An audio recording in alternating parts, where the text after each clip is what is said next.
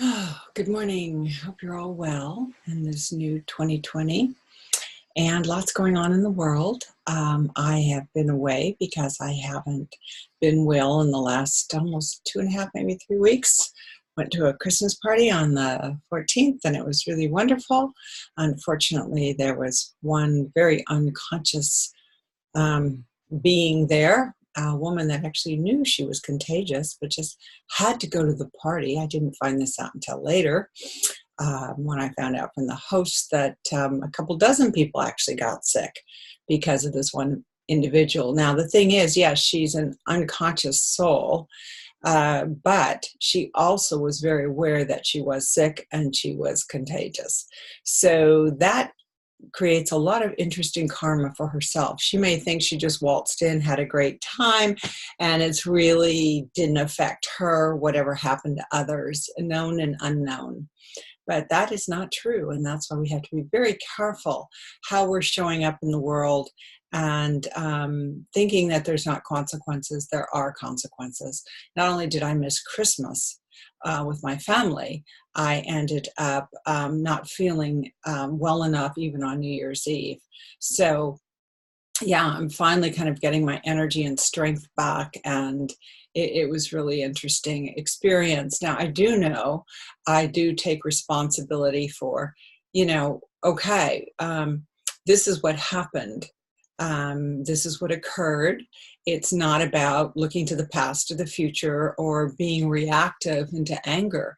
It is definitely about, all right, this is what's going on right now. So let me go into the golden light. Let me see what still needs to be healed, especially cleaned up, not only this last year, 2019, but the whole decade. It was a really powerful decade for many of us, that like a really tough decade for a lot of us. And I can say that it was the toughest decade that I've ever been through. Everything else was so ease and grace in my life and manifesting whatever I wanted, having so much fun, creating, friendships here, there, whatever. And this last 10 years has been a real deep dive into, many events that happened, when divorces happen and they're drawn out for years, when someone in the family gets sick and it's drawn out for years, and, death and that kind of thing. It takes a toll. And because this part of me, is always like, oh, I'm just, want to be spiritual and take the higher road for things, then what happens? We don't really look at the grief that was there. And that's what I had to go into, because in traditional Chinese medicine, and that's my mode, that's what I believe in, that's what healed me in the, the early 80s. When I was really, really ill, and Western medicine was actually killing me. I can honestly say that. And I found traditional Chinese medicine, and that is what healed me. So I'm actually I got back in town, and I have an appointment with my woman, and she does amazing acupuncture, and I'm going to get back into it. She's going to do a whole body analysis of wellness and my food, my body type, and stop jumping all over like, oh, this person says you should do this one says you should do that. No, I'm just going to focus on my body type, what my soul needs, and that's what I'm going to suggest for each of us. What is your soul asking for right now?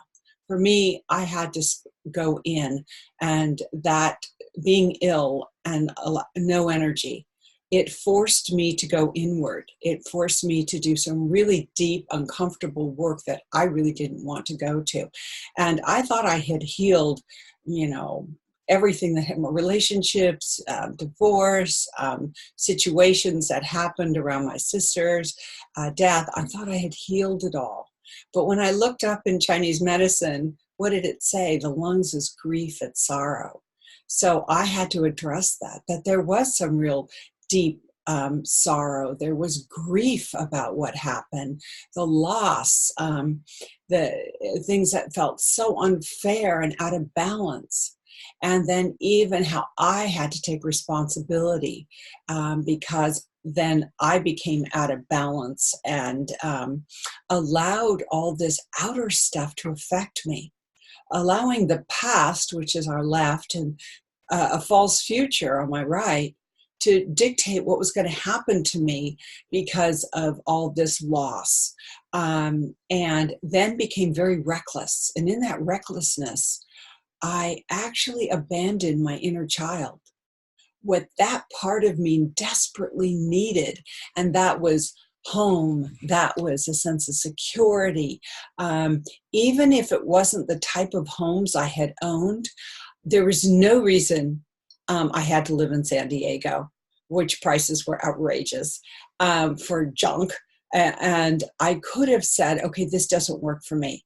Even though I had family members that wanted me there, I shouldn't have done it for them. For me, I should have gotten a sweet place somewhere else, built that foundation again, and started creating from there. And then if I wanted to get something else near them, then I could do that.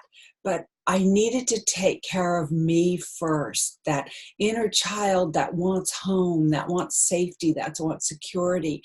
And that's one thing I had as a child. My dad did give me a sense of home, that I always felt secure because we had a lovely home. He was a great provider. And there was that foundation under me, which I desperately need.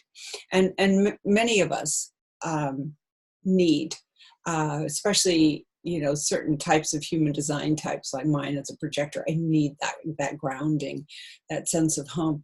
Anyway, to correctly really be able to prosper, to be able to manifest and prosper.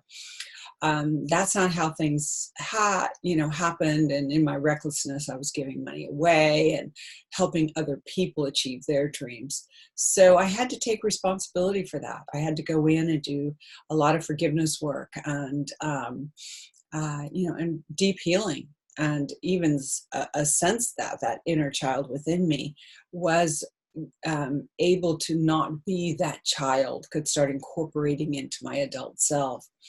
The other thing that has really come up since then is I said, I don't want to do this alone anymore. I think I mentioned in another one that we have to have community. There's just been urgency of community. And I mentioned that in my book, The Awakening Ones, which is on Amazon, and the urgency right now. And I'm getting some really interesting emails from people. And the funny thing is we just changed the cover. And because my daughter suggested that this is more of a book that a woman would like. So we switched, instead of the woman with the eye, with her seeing the man in her pupil, it became the man, modern day man. And then you've got a veiled Mary Magdalene, because this is the true scandalous story of, really, according to the church, it would be scandalous, not to anybody that has a consciousness of really what the divine was showing us, and what was occurring at that time, and the sense of empowerment for all of us. So it was funny because my daughter said, oh, it's more of a, women are attracted to this book more. And yet my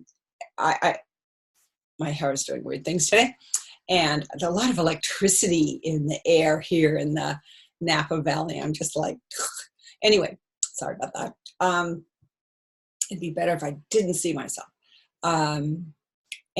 So what happens is that I got like 3 emails from men right after I changed the cover, which was hysterical, and telling what the book meant to them and how they started looking at things in a different light. And so I thought that was kind of funny, because now it's equal men and women that I've gotten responses and emails from. So that was kind of funny. Anyway, I didn't mean to go off onto that tangent, but what has come up is this deep sense of staying in the present moment. We all know that's important. We know the past and the future, on the right and left side of us is important. We can hold their hands. knowing that the past is like the foundation, but not buying into a false future that hasn't happened, staying straight ahead. And that's what my guides have been telling me, and my mentor, stay straight ahead. Mine is definitely a golden light. It's always been, ever since I was a child. Yeshua used to come to me as a child, and he showed me a golden light, that I came on a golden ray. And so that was the portal I came through. And it's always been when I've meditated, even when so-called gurus have told me I needed to use white light and all these other, I've always gone back to the golden light to be with my soul group, and seeing this circle, this golden circle, to access that and to be able to come and go. And then that's through the, like this, right under the rib cage there's that point, and that's, where the soul rests, and to kind of take your fingers and even open that up and seeing the light come out and flood up through our heart and back through the hypothalamus. I'm not sure how you say it. And that needs to go through there, through the pineal and the third eye and up, and bringing that around constantly.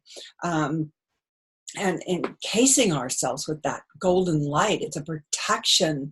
The other thing is that what I was shown was that it's not about grounding into Mother Earth anymore. It's grounding into the core, absolute core of the earth, because there's so many changes going on the planet right now. We will be shaken up or not know which way is up. So if we really ground our energy into the core of the earth, then at least we know which way is up, okay? And so you can evaluate from that point. But right now, for me, everything is about being non-reactive, and that's really tough. It's when I disclaimed that at the beginning of the year that I would be non-reactive. Of course, we all know what happens. All kinds of things in the world happened. And I was really pleased with myself because I wasn't reacting to them. I've been just watching them. Like, interesting. I wonder what's behind that. I bet there's something behind this. Fascinating. You become the observer of a world, but you're not the mind. The mind wants you to believe you are this world and you're in it and it's dangerous. And that's what we don't want, because these outer distractions will become more and more. Why? Because we're finding our light. And it doesn't want us to. So what? An explosion here, a bomb there, this, because we're so easy to be distracted, right? We suddenly are looking this way and looking that way, when we were looking into our soul not long before that. And that is what is so important right now. So I'm encasing myself with the golden light. I am entering this portal of a world, my portal, which was before I came. I'm grounding into the core of the earth, and I'm only focusing straight ahead. And this reason is straight ahead. The reason is because that's where, as we open these light centers and it starts coming through again, we start seeing clearly what is really going on, why we're here, and that we are safe, that we are divinely guided, and that we will know how to react in every moment. So for me right now, and I'm inviting you to do this, write down the question, why am I here? What did I come to do? What is my purpose? Because right now is when this is going to happen, unfold.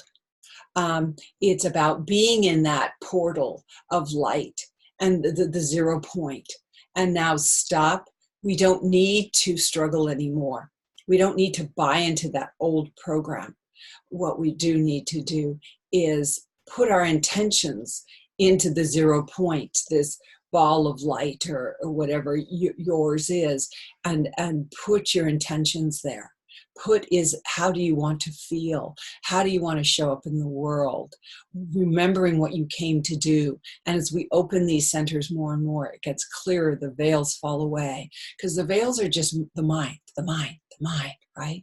That keeps distracting us, wants us to watch TV or some useless movie or whatever, because it doesn't want us to be focused on the power of who we are. When people say they're trying to awaken or transformation, they already are awake. They already are the light being the consciousness. It's the overlays, all the overlays of the mind that have blocked that. So that's what we're removing now. Okay. And once we're in that golden light, we stay in that golden light, that ball of light, and that connected to Mother Earth and to our portal, our group, our soul group. There's no duality anymore. That's the importance of non-reaction. And yes, I got tested today. I thought I was doing such a great job because all this stuff in the world, and all of a sudden something happened and it was like, what? Now, the good thing about it was that I was conscious. I was conscious that I was being reactive. And so that's a step. It's not like don't beat yourself up because you catch yourself being reactive to something. What you do is go, oh, okay, wow, I caught myself. That's really wonderful. Now, knowing the next time or the time after that, that I won't be reactive. It'll be caught prior to. And then it will just be this place of, interesting. I wonder where it's trying to steer me. Because the very place that I was being reactive in was then when I let it go, it was like, oh, well, wait a minute, here's an answer. Actually, this is awesome.